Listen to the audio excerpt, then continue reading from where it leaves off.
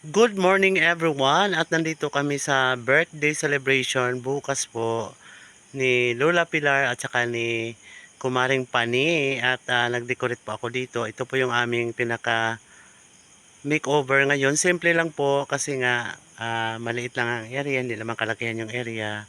Ayan po, mga 3 tables lang. Saka punong-puno po yan ng balloons.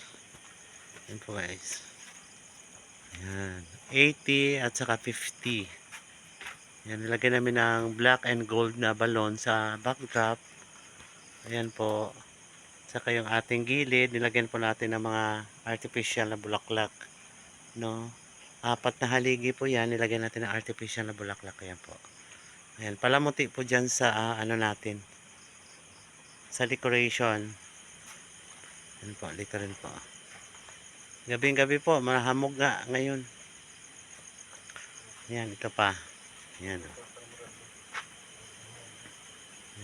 Naglagay lang po ako ng roping na konti para po magkaroon ng malinis na titingnan natin malinis. Ayan po, yung ating pinaka main table para po sa ating birthday celebration celebrant. Dito naman yung ating mga sponsor. Ayan. Ayan po.